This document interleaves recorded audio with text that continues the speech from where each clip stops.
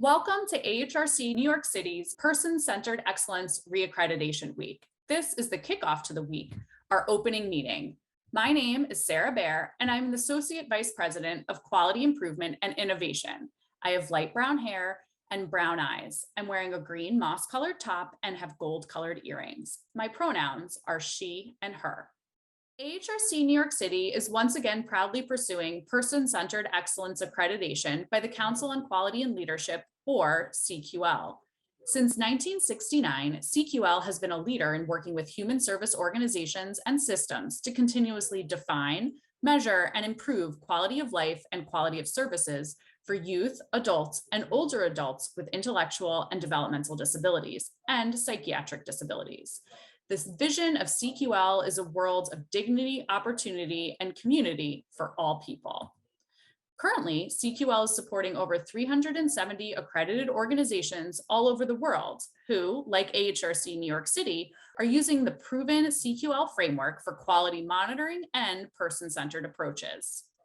AHRC New York City is committed to quality in all that we do. That is not something we just say. We work to show our commitment to quality improvement all the time. Our partnership with CQL began in 2012 with our first AHRC New York City hosted Personal Outcome Measure, or POM workshop. Then we became accredited in 2014 and again in 2018, with each accreditation being a 4-year accreditation. It's through this partnership and accreditation that we not only continuously reflect on our organization's successes, but also on our areas for growth. And while many things have changed in the world over the past decade, AHRC New York City's commitment to quality, self-reflection, and improvement have remained steadfast. We're excited that one of these changes to our accreditation this year is that many of our components are now virtual. This allows us to welcome in all members of the AHRC New York City community today to our opening meeting. From people with disabilities that AHRC supports, direct support professionals, to families, board members, volunteers, organizational leadership, and everyone else who has taken time out of their day to join us today, thank you and welcome. We're excited you're here. Our organizational adoption and activation of a growth mindset has been and continues to be an organization-wide effort. Our accreditation week with CQL represents the collective work and stories of literally thousands of people from across the organization. To the team at AHRC New York City, thank you for your heart, passion, and your commitment to excellence day in and day out. For the next hour or so, we'll share some of the great work we've done over the past 4 years. We'll continue to share our achievements throughout the week in many meetings where we'll dive deeper with CQL on a variety of topics such as health, rights and advocacy, and so much more. And in the weeks to come, we look forward to sharing our organizational experience in pursuing reaccreditation and the road ahead. And now that you know a bit more about our partnership with CQL and accreditation, I'd like to introduce you to Marco Damiani, AHRC New York City's Chief Executive Officer. Thank you very much, Sarah. I'm Marco Damiani, and my pronouns are he and him. And I'm a slightly older than middle-aged man with thinning brown hair. I have a blue sport coat on and a white shirt. I'm wearing glasses. My background is my home. I'm in a den, have a guitar behind me and some other furnishings. It's great to be here with everybody. So I want to take a few minutes to talk to you about our strategic plan. Any organization that aims to move ahead, that moves to have an impact, that moves to be accountable to itself for its mission, needs a plan. And I'm going to talk to you today about how that plan evolved and the importance of how we move forward. And first, I want to start by saying something I think that's obvious, is that our plan is only achievable with the power of our workforce. And we have an amazing workforce of well over 4,000 people. And it's really important for us to acknowledge the impact that our workforce has on the work we do every day, but also in local communities. And in fact, we have been acknowledged by Forbes, the International Business Magazine, 2 years in a row as one of America's best mid-sized employers.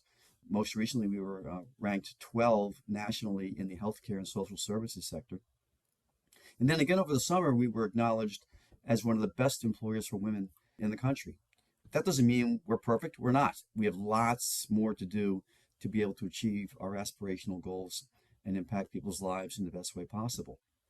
But this is a good foundation. This is a good recognition and appreciation for the very, very strong workforce we have here and our ability to, in fact, achieve the goals that we aim to achieve. And in this process, fundamentally, we have to go back and look at why we exist.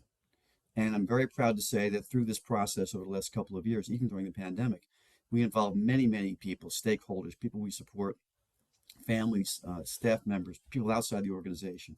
And we refreshed our mission, vision, values, and culture.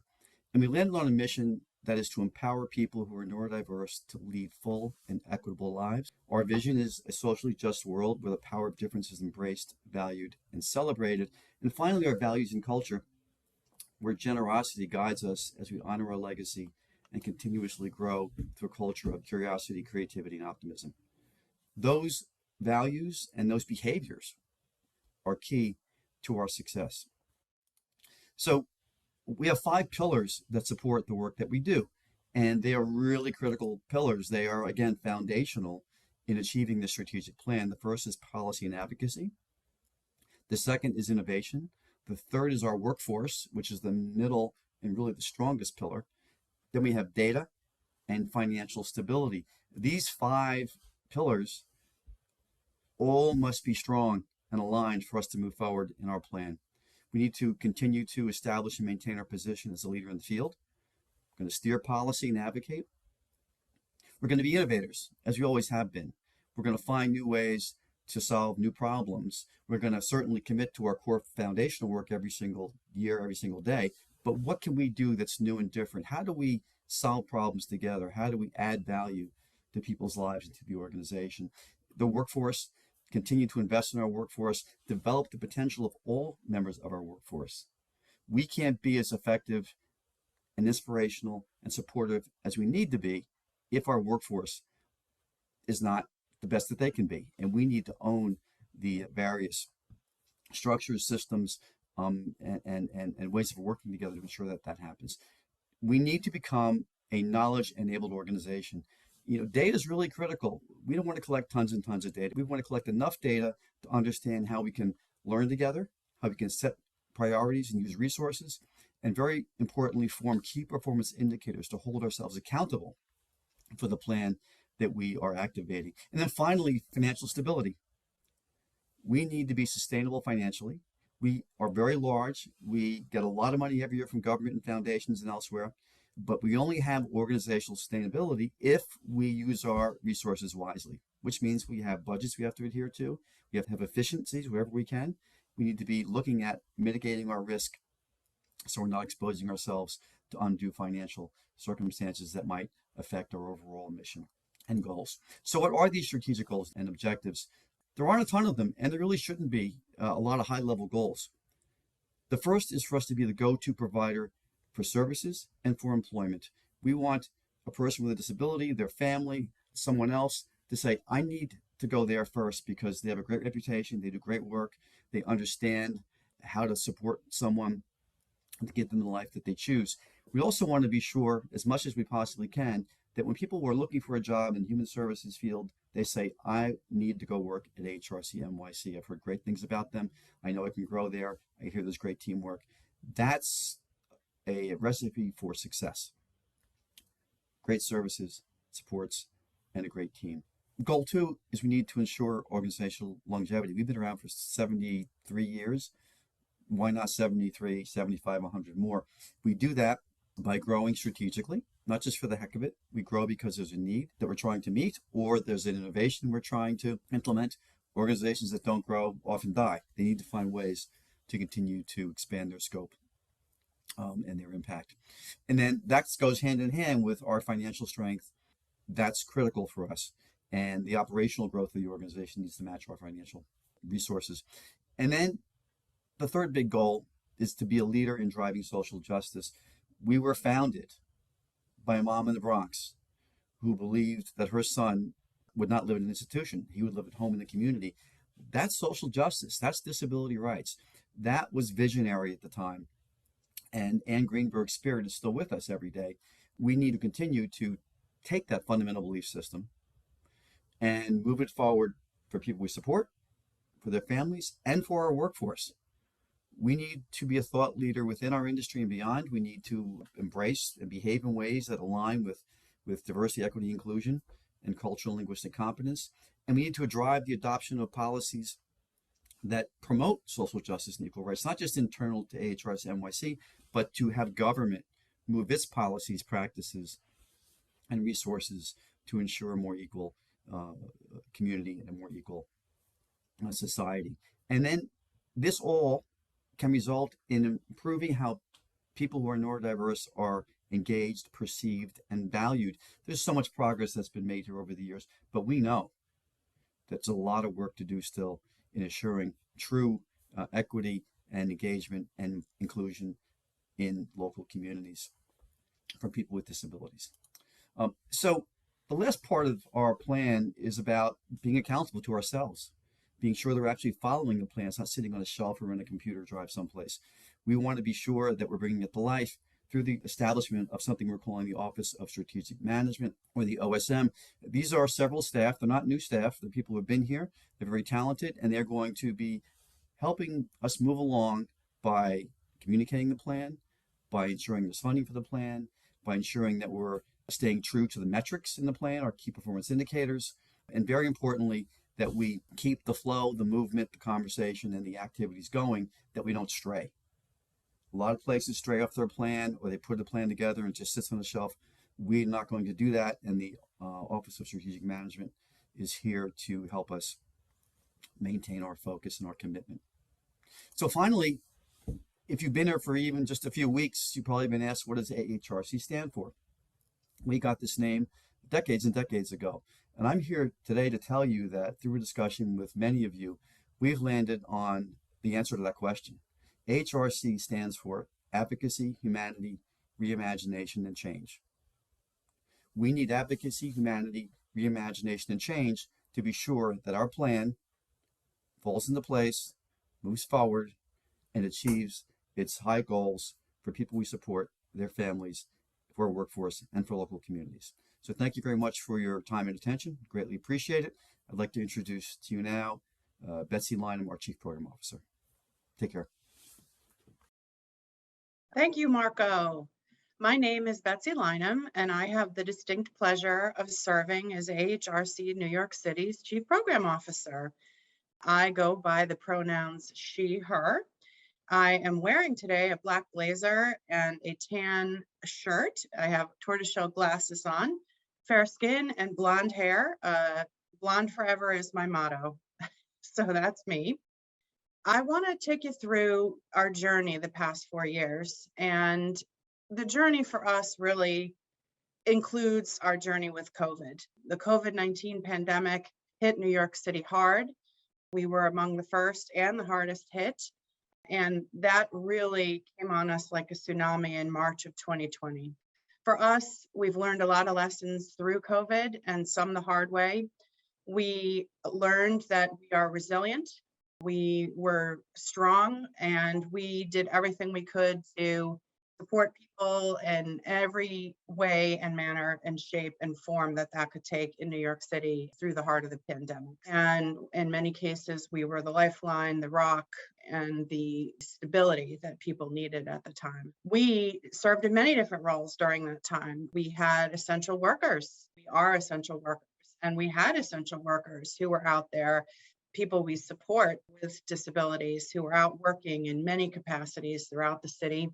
So our view and necessity as essential workforce was manifested in every way. We provided cleaning services for the fire departments. We deployed immediately trained employees that were doing deep cleaning and other things required in COVID to keep people safe and protected as best we could, without a lot known about the virus that was hitting us. Those were scary times. Those were hard times, and yet in every way we rose to the occasion. We fulfilled essential responsibilities. And I was recently sitting, for example, with one of our employment and business services support teams in Queens, and we were remembering those times when we were out providing job coaching to people we support as they fulfilled those essential roles and were part of the heroes that responded throughout our cities. They were times that we had been challenged by the worst that could hit us and also showed the best of what we are in every way. We had also a workforce that was working 24/7 in our houses where we support people. And again, very scary for people in those circumstances to be exposed to the virus and yet continue on supporting people in love and making sure there was continuity in their lives. As I had gone around the city talking to people in our houses, talking to DSPs, talking to managers of houses, I saw some of the most beautiful examples of love and caring and support. We had a manager who rose to the occasion and stayed all night overnight, and she made sure that there was continuity. She had 2 young children at home, and even though it was scary for her, she managed to find the courage to stay through a long dark night until someone could relieve her. So we did it all. We had a house where I went to see them at the height of the pandemic, and there was a DSP there, and I was talking to him about what it was like to do that work and how hard it is, and we really appreciate it. And he said to me, it's not hard. And I was surprised to hear that from him. And what he said to me touched me to the core. He said that it's never hard to do what you love. And that's really the best of us that we saw throughout COVID. We showed up every day. We were able to be with people even when it was tough. We had the hardest of circumstances where we lost someone. And even as she was in the ICU in the hospital, where nobody could visit her or go or be by her bedside, we had a nurse put our staff on virtually so they could be with her as she was removed from life support. So some of the hardest times, but some of the most beautiful in terms of the work that we are called to do as we work for AHRC New York City. We had also the challenge of loss. We lost people and we did our best to keep them safe, but we did suffer loss. People died. And as we struggled with that, as the rest of the world did, not being able to celebrate lives lost, have the kinds of wakes or funerals that we normally would have in our residential services area and elsewhere, we had to find a way to recognize the human dignity of the people we lost and give people this very necessary and essential humanity, being able to grieve together and celebrate a life together as a point of closure. And so we had memorials. We organized those throughout the city outdoors so we could be safe and social distanced. We had family members, friends, people supported speaking about everyone we lost individually. Their humanity was recognized, their individuality was recognized. And we were able to come together as a community to do what we would do together as human beings, which is grieve and support one another, even as we lost people and we had to say goodbye. This was very challenging, but again, some of the most beautiful work that we did in the past 4 years together. We also had to shut down our day services programs. In March 17th of 2020, we were required by New York State to shut down day services. For a lot of our community, day services is a touch point, a source of significant support for families and for people familiar with those locations. They come, they have activities in the day, they have supports, they have staff to check in on their well-being and friendships with other people. All of that was closed down at the height of the pandemic. Even in the face of having to close down, we immediately shifted gears to trying to support people wherever they were in the city. We went online and virtual with our supports. We found ways for people to connect, and we were able to create a network of safety net services and supports for people so that they could touch in virtually. We also ran supplies throughout the city. We delivered kits of personal protective equipment. People didn't have masks. We got them to them.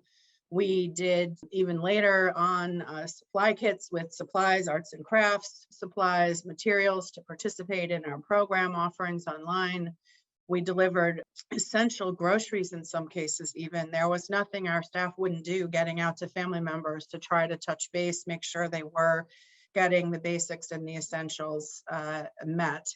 And that was an incredible effort that we did. We also were able to offer emergency stipends for people we support and families.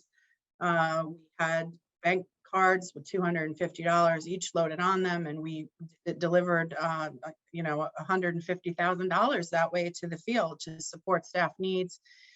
We covered emergency over-the-counter purchases, thermometers, Tylenol, whatever people needed.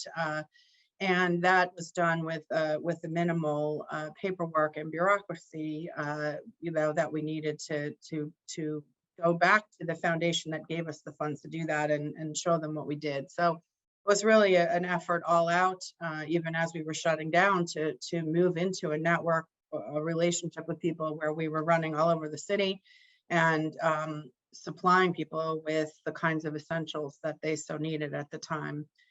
We even gave out iPads and other technology so that people could participate. These things were personalized for people so that if they had a certain way that was easier for them to get online and join our virtual community, they could do it. Interfaces were quickly collapsed, made easier. These essential pieces of equipment were also run out to the field. We put more than 1,000 people on iPads throughout the course of March and April, May of 2020. So it was an incredible effort that was launched to do that as well, so that people were not alone, were not isolated, and they knew that we, as an essential provider, were supporting them in any way we could. So I want to show you some of this work. I'd like to introduce a video about the new ways we found to gather as a community. This video is called How Do We Connect? Take a look.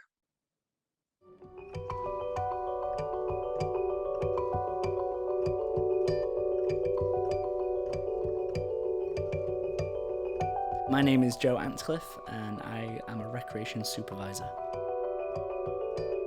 We're used to having parties at things like camp, and we run a dance usually in the city, usually in person. So we just thought we'd take that and put that on the platform virtually. We didn't know how it was going to go or how people would receive it, but it seemed to snowball a little bit and people got into it, and it became quite popular. Friday night once again for our New Year dance party. Hope you guys are good.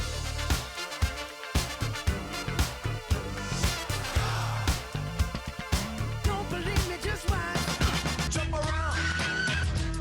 Jump around. Jump up and get down. We have people that live independently and log on. We have people that log on with their families. And then we also have residents as well that will come on. So some of them residents have 20 people in, so they were able to connect. They were able to see people that they had missed because of the pandemic and because of programs weren't running in person. Even though we're on a computer screen, the energy you can feel through it, and it's broken down that sense of isolation that came with lockdown, I think.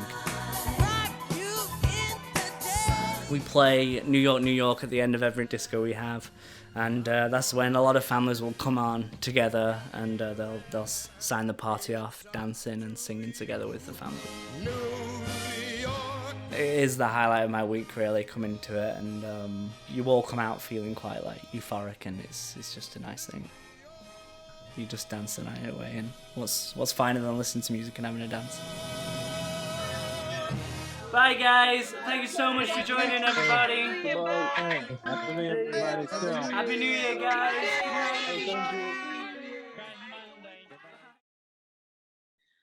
So as part of our efforts to respond to the pandemic, we did everything we could to support staff as well.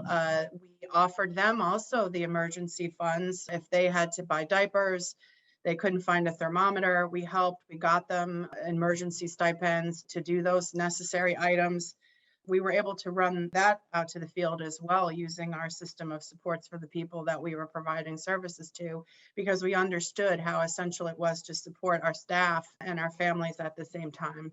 We offered also the emergency funds occasionally for anything that they needed in the household, groceries, whatever. Staff could apply very easily in a single page form for a $250 emergency bank card, and we would get it to them. There were thousands of those distributed. We also gave our staff extra compensation to recognize the circumstances in which we were asking them to work. They were given extra funds, emergency hourly increases to do the coverages. And actually, that was pretty rare in New York State. Only 8% of DSPs that have been surveyed by NADSP actually indicated they received extra compensation through the pandemic. So we were able to do that for them as well. So in early 2021, we were thrilled to be able to get a COVID-19 vaccine. It was really a miracle for the world that it was produced so quickly, and we were among the first providers to get it. We had worked thoroughly and intensively throughout the state to document our vulnerability for other people we support to COVID-19, and that helped put us in the first tier for our workforce and for the people we support to get this vaccine. We worked assiduously for 6 months hosting our own clinics. The first shots went in arms in January, second week of January, January 11th. And after that, we had a small but nimble crew that went around the city. We used many of our adult day services locations to host clinics, sponsor clinics.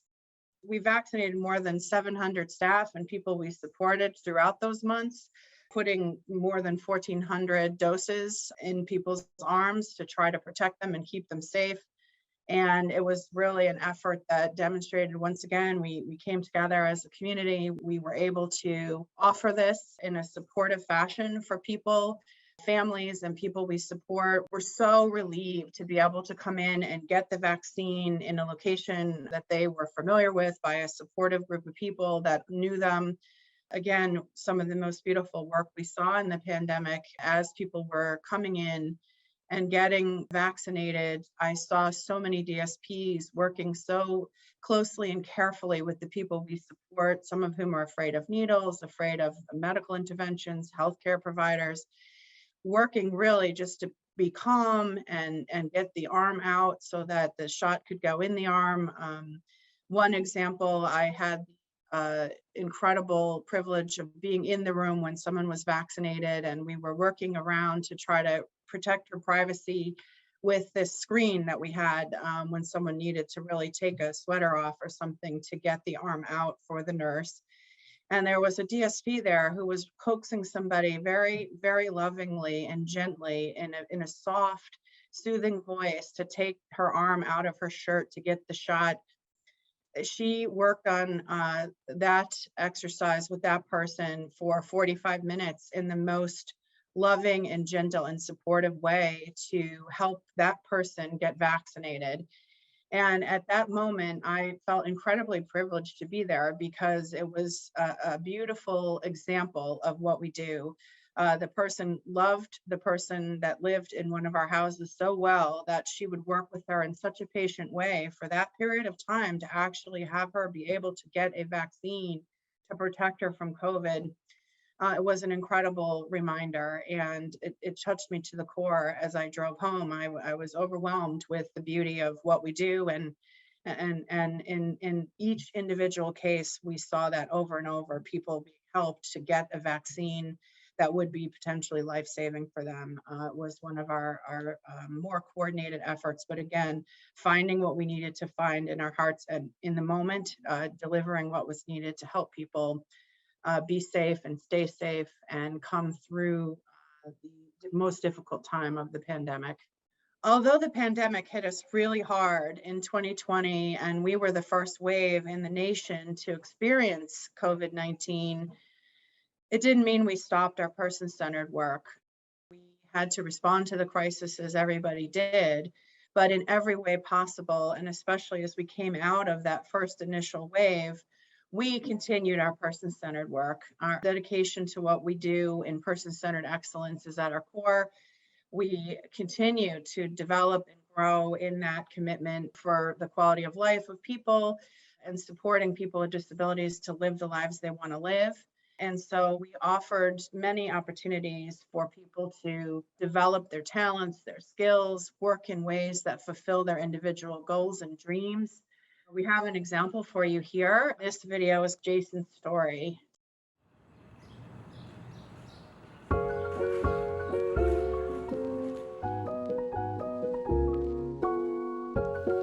I'm just really amazed of how much he's grown. That's something that the whole family is proud of. He's the artist, you know, and he's the one that keeps everyone together.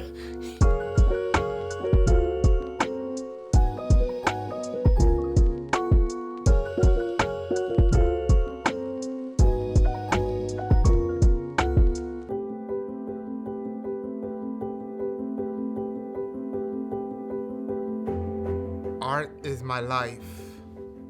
I've been making artwork for years, since I was 5 years old. He was really nonverbal for, for a couple of years, but he always had like an interest in art. To me, I think that the art really did make him verbal. Develop into him actually making paintings and being able to talk and communicate and talk about the paintings and what was in there. The art studio was his life. He won't miss a day. And that's something that I really love. Not only has he been making art for all these years, but he's really immersed himself in the New York City art community. He can take it upon himself to really look at other artworks to help his practice develop. Doing these shows, when you get to go and see your artwork and then you see your friend's artwork, it's just like really makes a bond between people. It looks like I started to be famous when I see my artwork is hanging in public. I am very glad and I'm very happy and grateful. I'm just like, wow, I know that he's an artist, it's wonderful. When I see him there, that he's talking and presenting and the way he carries himself is really, really wonderful. I think it has strengthened his identity as Puerto Rican, and that he gets to talk about culture and the beaches and the music and the conga man, and it has definitely made him prouder of who he is, for sure. I mean, watching Jason create, you can see he really cares. This is what he wants to do. And Jason definitely identifies as an artist.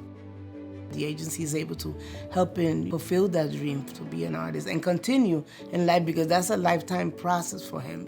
And I'm really proud of him. And proud of the agency. I always say, oh my God, thanks AHRC for, for the opportunities that they provided for him.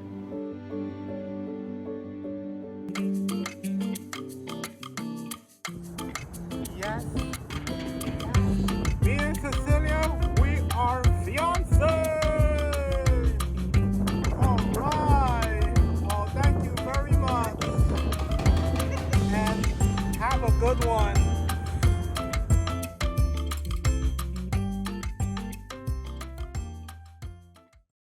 Jason's story is really an example of hundreds of people we support as they look to express themselves through art. Art is a beautiful equalizer because you see things about people that you would never otherwise know about them. And it reveals so much about their perspective, their soul, how they see the world. It can be beautiful, it's moving, it's touching. As I've seen some of the exhibitions that we have supported, I have been incredibly inspired by the art that's produced. It's unique, it's expressive, and it really does show you what people see and how they perceive the world. And this unifies the artist. There is no difference in artistic expression between an artist with a disability and an artist without a disability, because each is expressing the world as they see it and as they interpret it. And it's a great unifier. So we've supported dozens of people throughout the boroughs in their self-expression with the arts. So you've seen Jason's story. His is one example. As we expand these programs and we look at them in ever increasingly new ways, we celebrate the person-centeredness of artistic expression. And so we also have given so many people the opportunity, even through the pandemic, to express themselves through art. One of the ways that we recognize people at AHRC New York City is through our annual meeting. And so each year we feature the stories of people that we support who have realized goals, dreams, and they get to say a little bit about their journey and their story. And the people in it have been gracious enough to share their experiences of the past few years as they've moved toward each one of them an individual accomplishment or goal. So Kiamisha, she is a parent and has been working very carefully to proceed her goal of getting her GED. And as she works toward that goal, we are happy to support her in her multiple roles. Hi, my name is Kiamisha Latoya Fowler. I'm going back to school to get my GED. I am a mom. My son is 16. I love my mom. I love my dad. I love my family. I love Keisha. She's been maintaining me, helping me, been there for me. She's been by my side since I started this program. She has put up with me through thick and thin. I just want to thank Sam as well. Sam has been there for me through thick and thin. And I just want to thank the people here. We have Kelly, who's writing an autobiography. She's identified that as the goal for herself. She's working on her mobility and her range of motion in order to reach her goal. Right now, she's 3 chapters in, and we hope moving forward, completing additional chapters. So look forward to reading it when she's done. It's been something that she speaks about as a life dream for her. Hello, my name is Kelly Clark, and I would like to thank God first. Because if it wasn't for God, I wouldn't be able to do what I do. And then I would also like to thank my sister, Kim. And then I would like to thank Beth. She's helping me with my book. And all those in HRC, I appreciate all you have done for me because you have made it very easy for me to get out a lot of stuff and do a lot of my activities. Thank you so much. David was a custodian at Staten Island College, which closed down during the pandemic. He then went on to become a custodian in our Hudson River services and joined the pandemic response effort, becoming an essential worker in that role, cleaning and doing the deep cleaning services that were so much in demand to try to help keep people safe. He's a husband and a father, and those values are really important to him in his life. And so we're also happy to support him in that role in any way we can as he works with us and is fulfilling an important goal for him of being a good husband and a good father. Hi, my name is David Ng. I'm working at HRC for a long time. I want to thank you, the people wherever give me the rewards, especially my coworker or my boss, wherever working with me before. And also thank you for Philip. I know him this guy long time. So thank you, HRC. Jerome is a recent grad of our AHRC New York City Middle High School. Jerome is joining us in the next phase of his life in the Melissa Riggio College program, where we support him in college, taking classes and being part of a college community. He will be supported by us in completing coursework, socializing, whatever he wants to do on the college campus in the next part of his life. He was also a featured speaker at the graduation, which I recently had the pleasure of attending, and spoke about his goals and dreams as he goes forward into the next phase of his adult life. And we're pleased to be able to support him in that journey. Hello, my name is Jerome Connell, and I just want to say thank you all for helping me out for this year, and thank you for being there for me, even though my family and I have been struggling through hard times. But you've been there for me, you've been like a family to me, and I really appreciate it, and I love all of you. Thank you. Bruno had a goal of working in the fashion industry. It was his dream. He loves high fashion, he loves that industry. And with our support, he was able to realize that goal and now has a job in a high-end fashion retail store where he gets to design the different kinds of displays and work with luxury fashion goods. And that was really his dream. He also gets a housing subsidy through the state, and we've been able to help him as he pursues his goals of living in his own apartment, and he's able to reach his job and do all the kinds of things that he likes to do in community. Hi, my name is Bruno Hirschfeld Stoller, and I want to thank some very important people in my life. both of my parents who have taught me and always told me that I can amount to anything and advocate for me, and teaching me how to advocate for myself.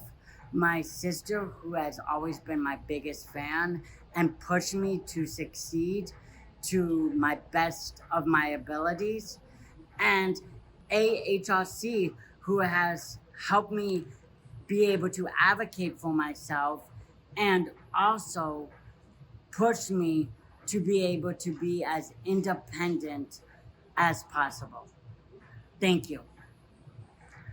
Frank works at our camp. Frank loved being a camper. And so as he moved forward with his goals and dreams, he wanted to work at camp. So he is now assisting the cook at camp to provide meals for more than 300 people a day during the camp season, and has become an integral part of how we offer our camp program to so many people throughout the course of the summer. Frank has been supported by AHRC for a long time, including when he was a camper. So we are very pleased to have camp be supported by Frank's work. Frank is an excellent addition to the kitchen, where we always have trouble finding people to really help us do that major effort. Camps are super important to people spending time together in community, socializing, and Frank is an essential part of making that particular important part of the camp experience happen. Hello, this is Frank Costanz, and it truly is an honor to receive this, but I couldn't have done it without so many of the other people that I've met just throughout my time here in AHRC, such people that we've given services like Lanier Gordon, Zachary Velasquez, and the amazing staff that I've seen come and go. I can even look up by my wall right now with all the people I can thank, but there's too many names to name. I'd like to thank you all for giving me this award, and it truly is an honor.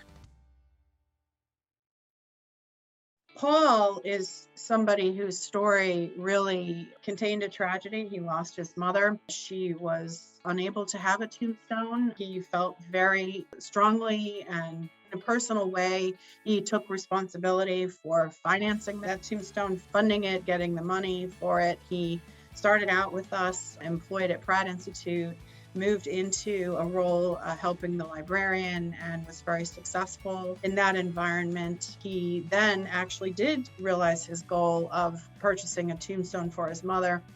When he learned that the other two people in the grave did not have tombstones, he, in an incredible act of generosity, added their names to his mother's tombstone. Also, after his mother died, he needed to have supports to continue in community life, and so he joined us in a residence at Union Turnpike, and we were able to support him in that way and help him also continue to grow his career goals and advance professional opportunities for himself. Hello everyone, my name is Paul Barnick, and I'm very honored to get this award.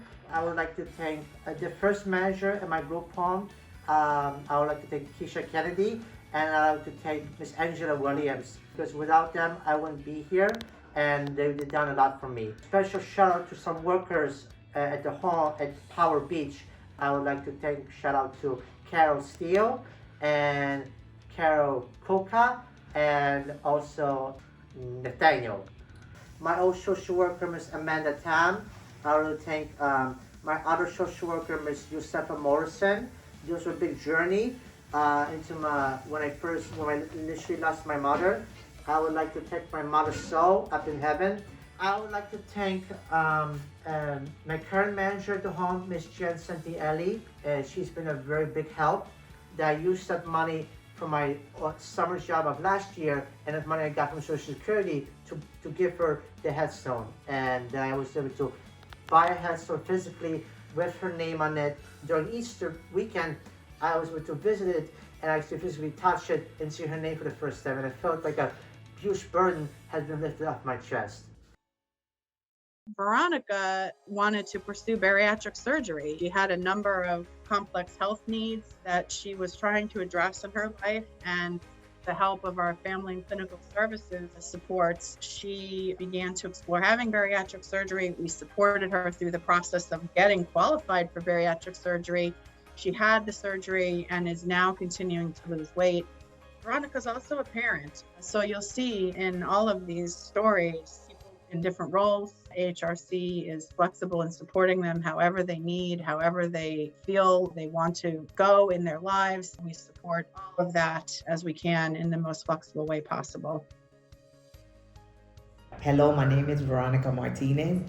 I'm happy to accept this award. And regarding, I would like to thank my ComHab worker, even Jenny Choi, who has supported me, even Ines Polino, who has given me all the support and how to overcome all this journey that I've been processing through my bariatric surgery that I had 2 years now.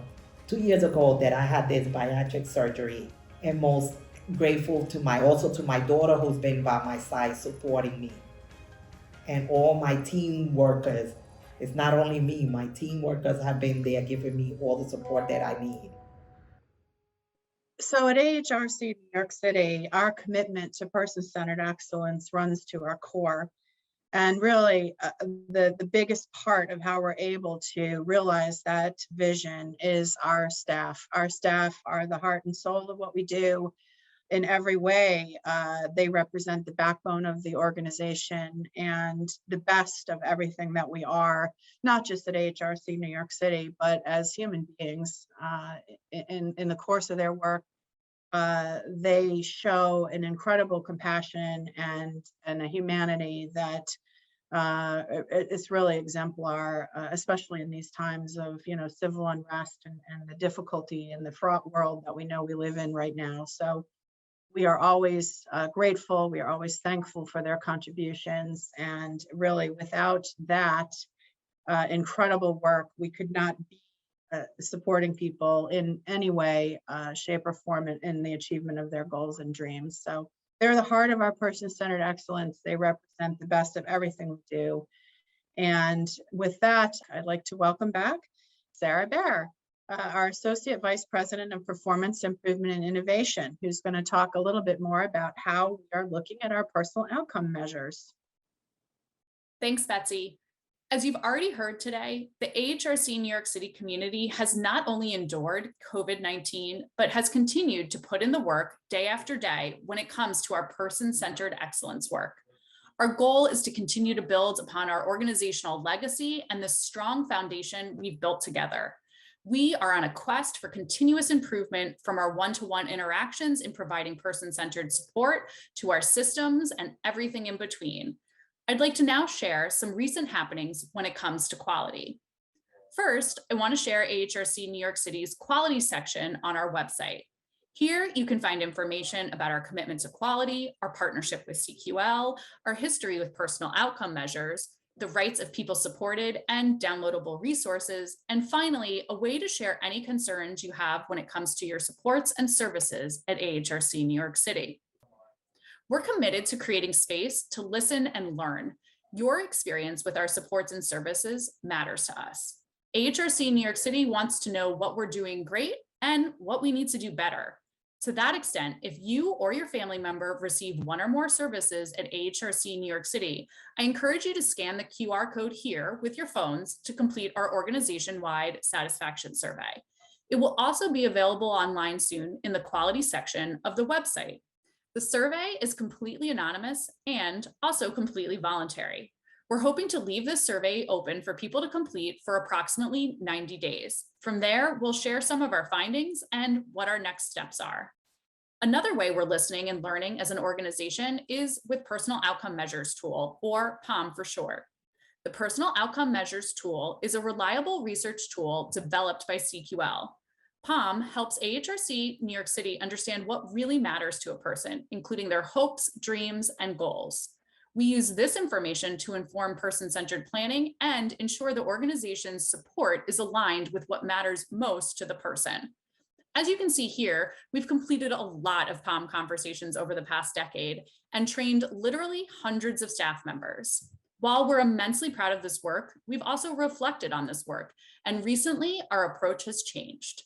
I'd like to share the video, Measuring Personal Quality of Life, that will tell you more about our organizational journey when it comes to POM. Enjoy.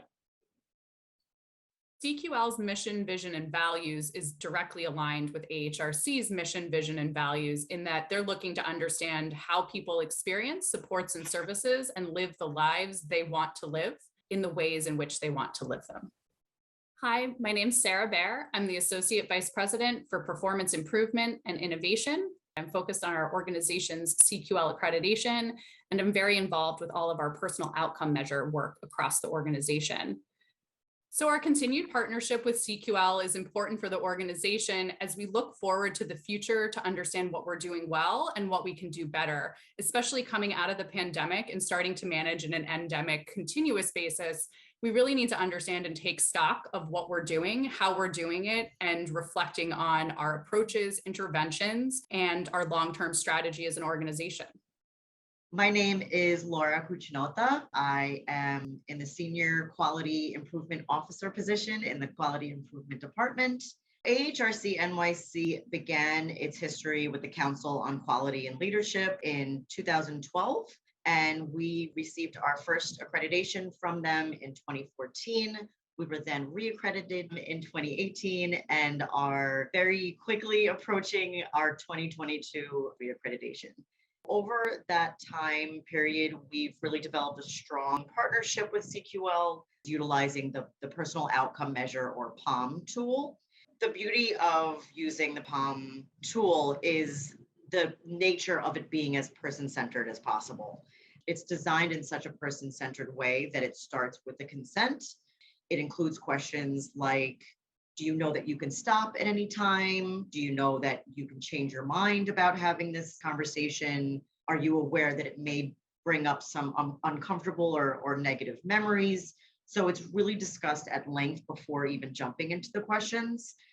Some of the questions covered within the POM interview are, do you feel like you see your family and friends enough? Would you like to see them more? How would you like to see them? What kinds of things would you like to do with them? Do you have enough friends?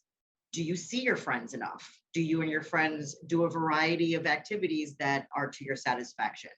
It talks about respect, which is so complicated and so complex, and it's really in depth, and it really takes a look at the whole picture. So when we talk about choosing personal goals, we really want to know, outside of any box, outside of any meeting, outside of any plan, what is it that you want for your life? What do you see for your future? Each of us, hopefully, when we have any personal or professional accomplishment, there is a celebration. Our friends, our families want to get together and show us how proud they are of us. And we're looking for some of those same elements in people's lives. We can't celebrate something if we don't know it's important to the person, and we can't support it if we don't know it's important. And since our part of our organizational vision is accepting and understanding that everyone is different and those differences are to be embraced, POM is one demonstration in which we can understand those differences and also provide supports. So the personal outcome measures is the creme de la creme of person-centered tools in understanding how a person lives their lives and how we can support them in living the lives they want. The tool is used to gain meaningful information on both the individual level and then also on a roll-up for an organizational level to understand trends of things that we need to focus on and potentially areas that we might need to provide interventions. The data we procure from personal outcome measure conversations allows us to have information in a report that the person receives, that's kept in their file, and their circle of support gets to have a conversation with the person and follow up on the things that matter most for them that have been discovered during the POM conversation.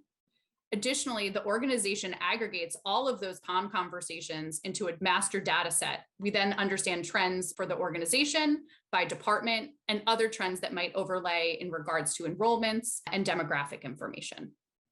So historically, AHRC had many people interviewing across the organization to procure information for person-centered planning. In that data, we did a deeper dive of trying to understand what it was showing us, and we started to see discrepancies in our data set. We were seeing that people who were learning the tool during the workshop, as well as graduated after the workshop, were scoring things to be present, both outcomes for the person and the supports in place from the agency, on a much higher level than those who have gone through the certification process. Meaning that some of our data was overrepresenting our accomplishments and achievements in supporting someone with their goals and outcomes. And while well-intended, we need to have better data to drive better outcomes for the organization and for the people supported, which is why AHRC is now focused on certified data for all of our personal outcome measures. We realize that those who go through that further step with CQL are really using the tool most efficiently as a research reliable tool. We see this as a job responsibility, an additional job responsibility. So we wanted to make sure that it was clear to people that this was a job that they would be applying and interviewing for. So we are now compensating people for each POM report that they submit. And it comes out of the foundation grant. In fall of 2021, we advertised to everyone across the agency. There was a form that people applied with, including some writing samples that asked questions about what being person-centered means to them and why they want to become a POM interviewer or a POM interviewer/trainer. And we had a lot of applications. We asked a variety of different questions and also checked references with supervisors. We made our selection and then made an offer. There was an agreement that was reviewed and signed. And so to date, we have 17 people who are certified as CQL POM interviewers, and 4 of those people are also certified as CQL POM trainers. Within our team, within quality improvement, all of us just became really adamant at the fact that we need to have people supported at every table. And if people supported are very much in the process of all of the work we do, and obviously we couldn't do a single POM report without people supported, let's see if there are any people that we provide services for that would be interested in becoming a POM interviewer. And also get them compensated for the work that they're doing. We are excited to highlight that we are supporting Asante Breland, a person receiving supports at AHRC, along with a staff member, Matt Estep, in their joint certification. So they have become the first pair of people certified by CQL to do POM interviews. They are certified to do them together as a pair, and we're just super jazzed about that. So immediately Asante was engaged. He was asking all the relevant questions. So it became very evident that he was a perfect fit. We made sure to ask questions about the comfort level between he and Matt. They've been to lots of advocacy events together. They are activists together. It just was a perfect fit. My name is Asante Breland, and I work for AHRC. Right now, I'm working in the rights advocacy subject matter and CQL as well. I went for a program a long time ago to become a peer educator. And I did that so I could give back and so that I could be a part of something that's going to help people. And when CQL popped up, I was like, okay, this is a perfect opportunity to help out my peers, and I can make sure they're receiving the services that they need and that they're getting the help that they're looking for. I heard about it from Matt. Matt told me about it, and I was very interested in it. Hi, I'm Matt Estep, the Self-Advocacy Advisor for AHRC. I first heard about CQL back in 2012 when I was brand new to the agency, and we were doing our first accreditation. And I really liked the idea of doing these interviews to find out how we can best support the people we're working with. That kind of culture is something that I really appreciated. Well, when Asante and I do interviews together, I think there are some parts of it that are just sort of a natural split that we do. Asante asks about 80% of the questions. I take about 80% of the notes. And then what I find most helpful about working with Asante is that we've got each other to bounce ideas off of afterwards. We can talk out the interview. We can make sure that we haven't missed anything. Well, instead of asking the questions by myself and maybe not getting the all the way response, sometimes Matt might ask it in a different way, or we have each other to talk to about the outcomes of each question section. And we can discuss, if there's a question, is this measure present or is it an opportunity? We can really discuss and get down into what the crux of the question is and what it would take to make sure that this opportunity is really present. I learned that there's different ways that you can ask the same question that will be easier for a person to answer the question. If you're asking about the safety of someone's home, You can ask them in another way, like, are you being treated right at home, or is there any issues like you have your fire signature, you have the stuff that you need that make you feel safe? I think most people who work for an agency like AHRC are really seeking the best for the people that we're working with and trying to support. But occasionally there are times when our idea of what is going to be best for the individual that we're supporting is not in line with what that person thinks. Asante has an amazing perspective on this that isn't shared by me or any of the other interviewers. There are a lot of questions that he can really relate to in a way that we just can't based on our lived experiences. So I've been in interviews with Asante while we've been talking to somebody who gets residential services, and he can talk about what it's like to work with the staff who assist him at the residence in a way that I haven't experienced it myself, and I can't necessarily relate to. He really understands what people are going through, what people are looking for from their services in a way that we're all hoping to, but we haven't lived that yet, and he has. I would want a person to be heard that's going through stuff like that. And not a lot of people have a voice to talk. There's some people that are a little shy. So hopefully if they see what I'm doing, that will give them motivation to do more. I think the most important part is making sure that the work that we're doing is really supporting people in the way that they want to be supported. We're not trying to impose our vision on people. We're trying to see how they need help and make sure that that's available. And we can't begin to advocate for people until we ask them all the questions about how satisfied they may or may not be in different elements in their lives. The personal outcome measure tool is based on a culture of curiosity. It requires the interviewer to come at information in a new and fresh way, ask questions without assumptions, and be open to whatever the person's response is, because at the end of the day, it is all centered around the person's experience. I think CQL is a benefit for AHRC, and I think between the two of them, they can make things better. As you can see, when we use data and embrace a culture of curiosity, the organization can make better and more informed decisions. 2 weeks ago, AHRC New York City proudly presented our POM journey at the CQL National Conference in Las Vegas. Thank you again for joining AHRC New York City as we kick off our reaccreditation week.